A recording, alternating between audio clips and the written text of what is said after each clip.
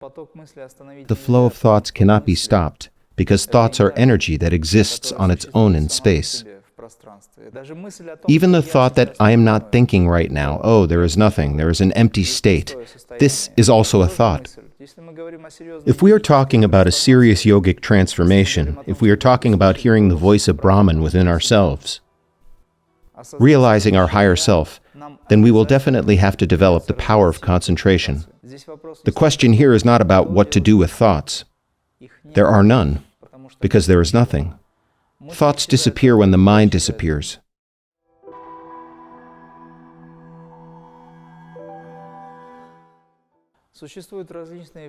There are various forms and methods that are used in the direction of stopping the flow of thoughts.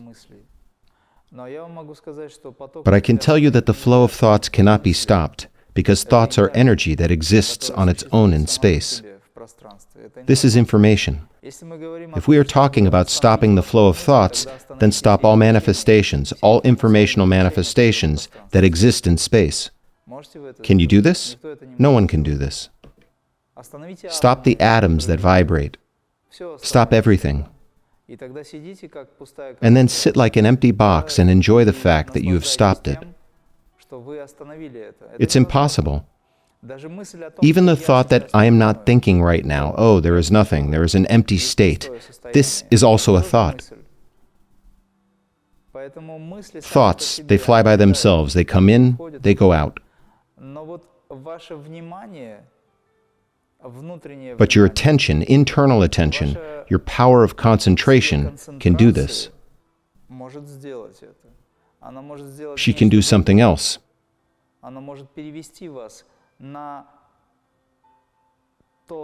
She can bring you to that state. You can enter that state where you can realize the singularity of mind. This will be more important. It is necessary to develop the power of concentration. Stop thinking, completely not thinking about anything. It doesn't work. You simply ignore this. And then you don't think about anything, as if you do not go into detail. You do not create conditions under which you should follow the thought, or the thought drags you away. You can stop the thought that you do not think in the direction of the development of this thought. The thought exists, it comes and goes, you remain. You pay attention to who is watching, not to what you see. Objects always exist. This is me speaking in order to understand the concept. And now I can say that in order to do this, to go beyond the limits of the mind, it is necessary to summon pratyahara. In the practice of Kriya Yoga, we deactivate 5 sensory organs according to high concentration, which is directed into the vessel of transcendental power. In the spine, consciousness enters, the power of concentration grows, then breathing stops. When breathing stops, all processes freeze. Breath holding is an indicator that the vital processes are slowing down and stopping. Energy is generated from 5 senses: sight, hearing, smell, touch, taste. And all this energy enters the spine. There where your attention is, there is energy. You enter the spine with your mind and achieve the state of samadhi through conscious exclusion of the 5 senses, by means of powerful magnetization of the vessel of transcendental force, through powerful drawing of energy. Then vision is turned off, hearing is turned off, and everything else that is associated with it, and everything else. Here is the opportunity to go beyond the mind, the personality, the ego. It is no longer about getting rid of thoughts. A person who wants to be in their body, who wants to maintain a connection with this life, with this world, gets rid of thoughts. He simply relaxes his mind. To do this, it is enough to get a good night's sleep. To do this, it is enough to enter a state of calm, sit down, relax, turn on good music, enter a state of contemplation.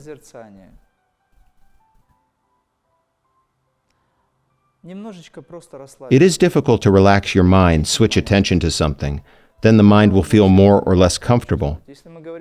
If we are talking about a serious yogic transformation, if we are talking about hearing the voice of Brahman within ourselves, realizing our higher self, then we will definitely have to develop the power of concentration.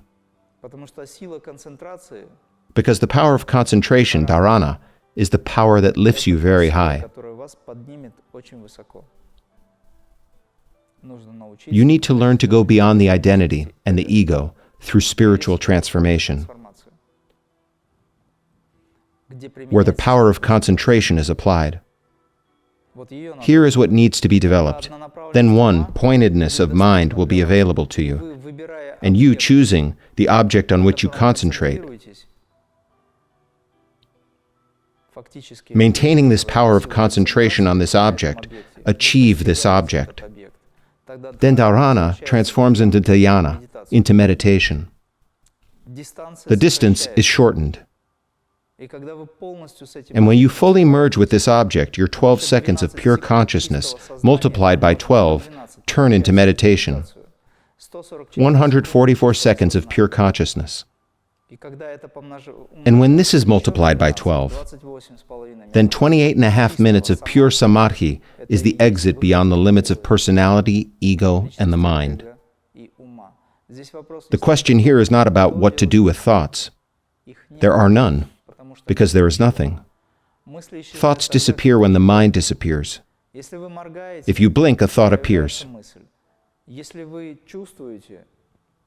If you feel your body, thoughts appear. Wind, cold, heat, taste, hearing, smell, sensation, vision. This should be turned off. Advice. Simply giving advice in everyday life makes no sense, because a person will never get rid of their mind. If he gets rid of his mind, he will become stupid.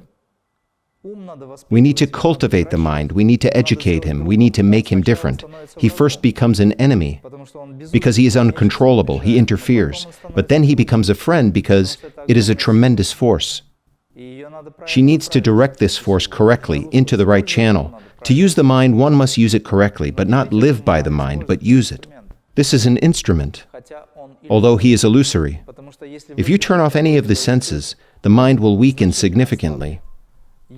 And if you completely disable all 5 senses, then the mind disappears. The mind is the result of the interaction, the activity of the channels of the 5 senses. When you turn off, it disappears. That is, I don't intend to give advice on how to defeat your mind. This is the wrong attitude. You will be trying to defeat him all your life, and you will be doing this throughout your life, through your mind. I want to disconnect my brain, and I think about disconnecting it. Do you understand absurdity? He will always bypass you because he is organized that way. And the teachers who give various advice, it's just an attempt to try to achieve a state of calm, relax. This is correct. But it is impossible to disconnect him completely.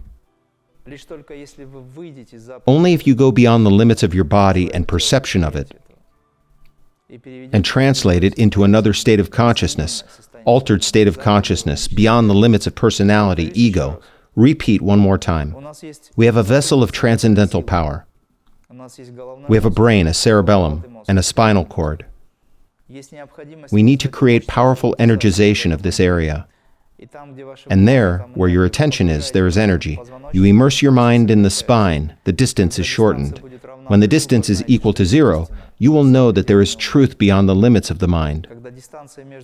When the distance between the mind and the body becomes 0, you will realize that there is truth. Because the body is energy. The intellect is what crystallized this body. The mind directed into the spine, the intellect into the spine, in the vessel of transcendent force, invokes powerful magnetism. During this magnetism, 5 sensory organs are turned off by conscious diversion of energy. This is a way to enter meditation and samadhi. But in order to do this, you need to practice a little.